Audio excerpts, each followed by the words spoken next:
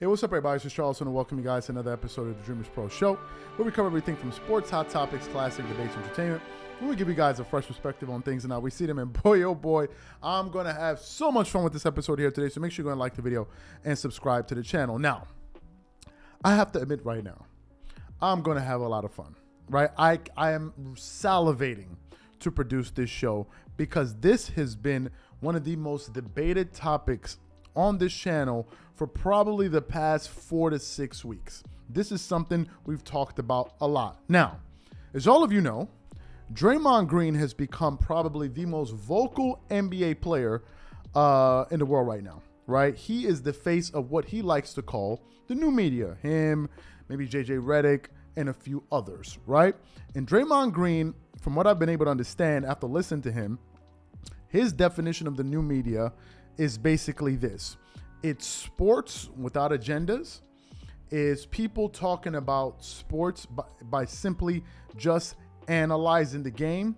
And when he said on the Colin Cowherd show, The Volume, he said, now you're having guys that actually played the sport critiquing it. He said that's what's missing. That's what's missing in the game. Players that actually played the sport talking about the sport.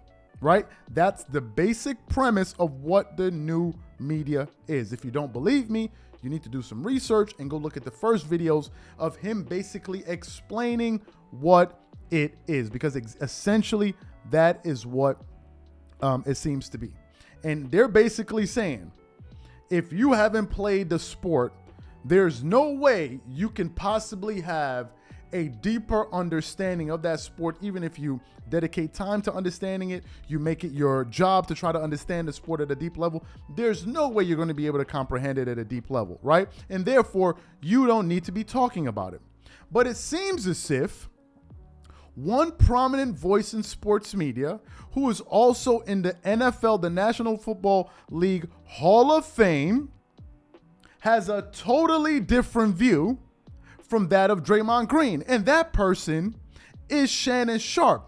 And today on Undisputed, he totally refuted and dismantled the notion that Draymond Green put forth. But before we get into that, this video is brought to you by our sponsor, Aura, who's also the official sponsor of the Minnesota Timberwolves. Do you know what the fastest growing crime in America is today? It's identity theft.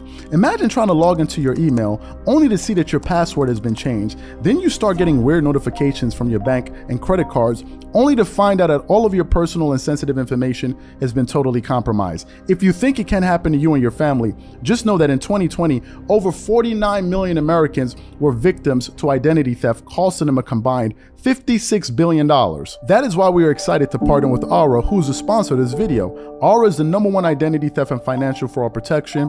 Aura monitors the dark web and alerts you if any of your passwords and accounts have been breached. And funny enough, after using Aura, I discovered some of my credentials were floating around in the dark web, and the app showed me exactly when and where the breach happened. In addition, Aura allows you to set spending alerts, and they'll notify you of any suspicious transactions. Aura is 4 times faster than any of its competitors in alerting you if someone is trying to open a credit card or obtain a loan using your name. And remember this, every 14 seconds, someone becomes a victim of identity fraud.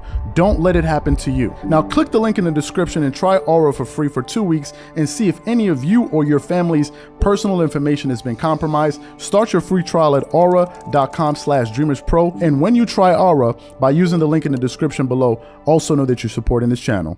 Thank you. So let's just go ahead and play what Shannon Sharpe had to say.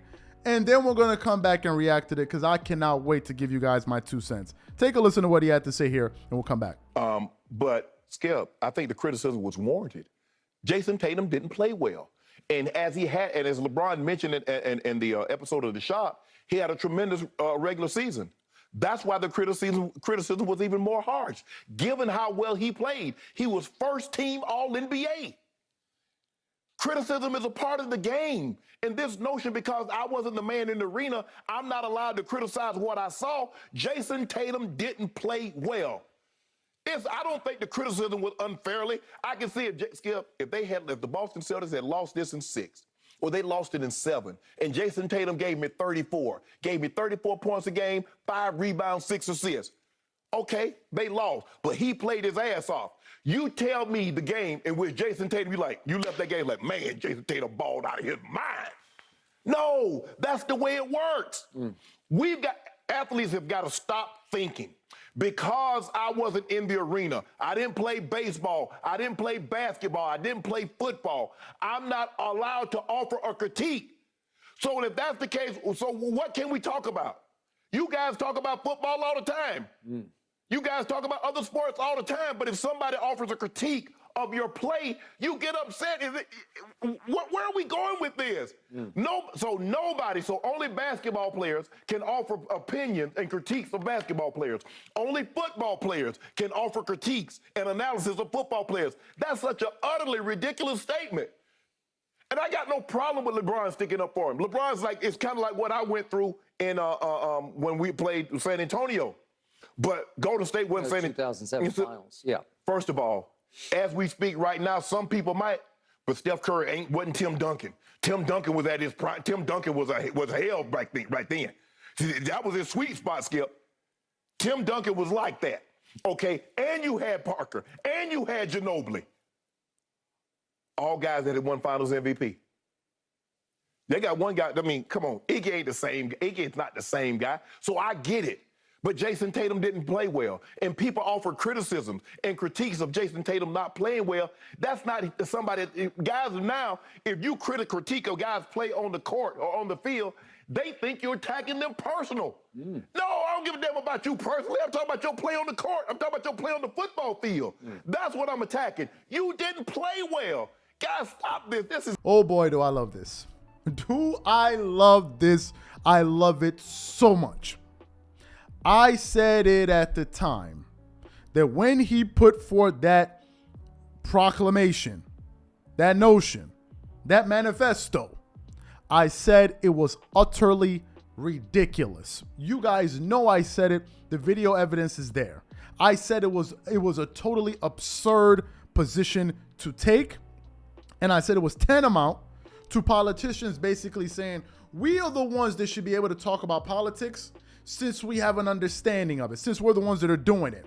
Only us and political public servants and all of these guys, we're the ones that should be able to talk about this because we're the ones that do this for a living on a day-to-day basis. I said that was absolutely absurd. I also said it sounded like a bunch of gatekeeper talk. That's all it sounded like. Excuse me. It basically sounded like somebody saying, no, we are the chosen ones to do this profession. And because you don't have this particular background, you can't do it. Well, imagine if that's how it worked to get into independent media. If those who went through the traditional ranks basically put mechanisms in place that said the only way for you to be able to talk about media, for example, on YouTube, you need to go to journalism school, you need to do X, Y, and Z. And if you don't do that, you're not qualified to talk about it. What a joke. What a total joke. Because basically what it's saying is that those who are self-taught on a particular subject have no business doing it if they didn't get the traditional training. That's essentially what they're saying. And I thought that was totally ridiculous. Here's what I've noticed about this. I've noticed that some people are always desperate for someone to lead them. That's what I've understood about all of this. This is what I've come to understand over the last 12 months in the media. People are always desperate to have somebody think for them and talk for them, that they're willing to latch on to anybody to lead them. Because most people are a bunch of followers. There's no other way to say it. They would rather let somebody else do the thinking. And even if that person is saying something that isn't critically coherent, they'll still follow because that's their leader. Essentially, that is what you have. On the other hand, you also have people that are also just inherently contrarians. They always got to take the opposite opinion. They always have to take the opposite position. Even if that position isn't sound, they still have to hold on to it. Why? Because it's the opposite. That's all.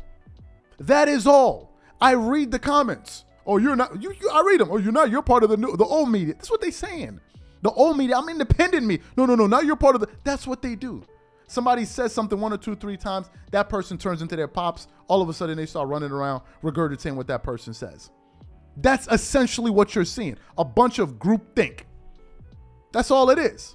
And I'm very, very happy that someone of Shannon Sharpe's stature, who was a professional football player, is the one that is coming out to say this. So what'll be the response now? What'll be the response? He isn't qualified? Is that what the response is going to be? That's what we're going to say next? He isn't qualified? He's more than qualified to give that opinion. And here's what it all boils down to. This is what I personally believe. I believe at the heart of this, people always take issue with other people that don't say nice things.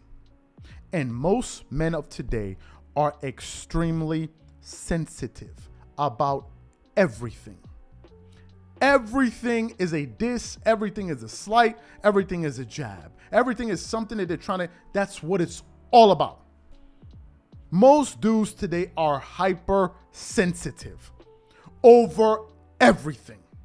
That's what it is. And when somebody says something that you don't like because it's not a nice thing, all of a sudden this guy's the bad guy. You notice that all the good guys in this thing are only people that say nice things. Those are the good guys. Those are the good guys. The bad guys are those that say good and nice things. Look at Charles Barkley. Perfect example. How many athletes has Charles Barkley gone back and forth with? How many? The latest one is Kevin Durant. But I can name you all of the times that Charles Barkley said great things about Kevin Durant or LeBron James or this guy or that guy. I can name you so many instances of it. But what they latch onto is the negative because it's not positive. And whenever it's not positive, this guy, he doesn't know what he's doing. Meanwhile, these are the same dudes that are critical of other people. It's a joke. It is a joke, and I'm so happy this Shannon Sharpe called it out. And I'm very happy that he also put out that point that basically saying, so if you didn't play, you should stop saying that just because you didn't play the sport, you can't comprehend it. What a bunch of nonsense.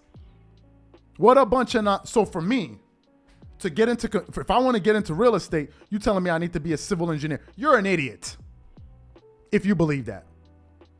I need to be a civil engineer for me to get into real estate. And if I don't do it, I have no business getting into real. Imagine this is what people are actually disseminating and spreading out there, and you got followers latching onto it and then running around screaming new media. This is what people do. It's unbelievable. If your line of thinking cannot be applied to different parts of life, then it's not sound.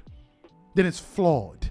You can't pick and choose because this is the niche you're in. Therefore, if you don't have X, Y, and Z credential, then you shouldn't bother do it because you didn't go through the traditional ranks. What type of nonsense is that?